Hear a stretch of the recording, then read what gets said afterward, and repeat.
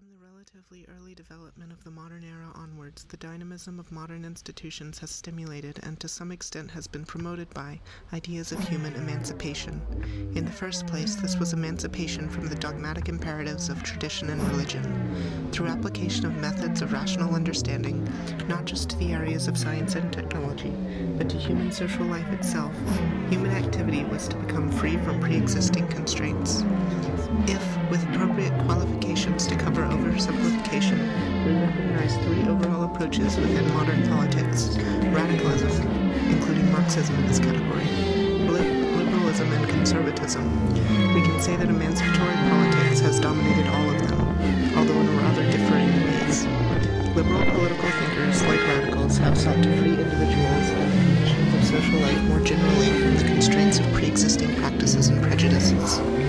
Liberty is to be achieved through the progressive emancipation of the individual, in conjunction with the liberal state, rather than through a projected process of revolutionary upheaval. Conservatism, the third category, almost by definition takes a more jaundiced view of the emancipatory possibilities of modernity. But conservative thought only exists as a reaction to emancipation. Conservatism has developed as a rejection of radical and liberal thought, and as a critique of the disembedding tendencies of modernity.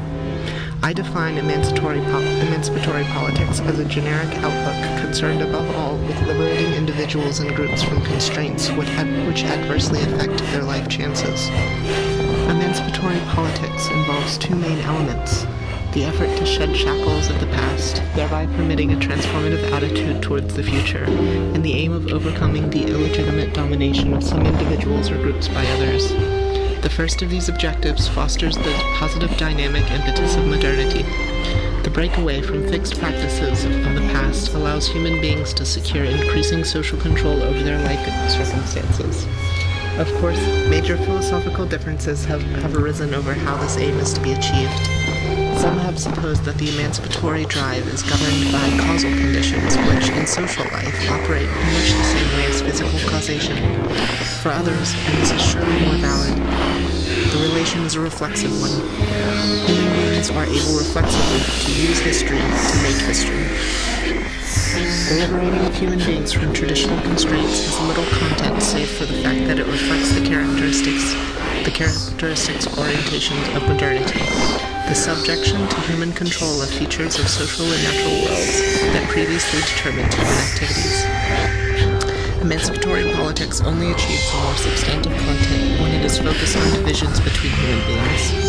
It is essentially a politics of others. For Marx, of course, class was the agency of emancipation as well as the driving force of history. The general emancipation of humanity was to be achieved through the emergence of a classless order. For non-Marxist authors, emancipatory politics gives more far-reaching importance to other divisions of ethnicity and gender, divisions between ruling and subordinate groups, rich and poor nations, current and future generations.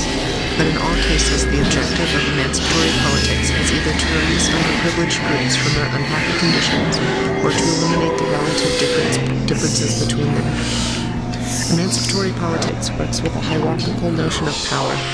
Power is understood as the capability of an individual or group to exert its will over others. Several key concepts and orienting aims tend to be especially characteristic of this vision of politics. Emancipatory politics is concerned to reduce or eliminate exploitation, inequality, and oppression.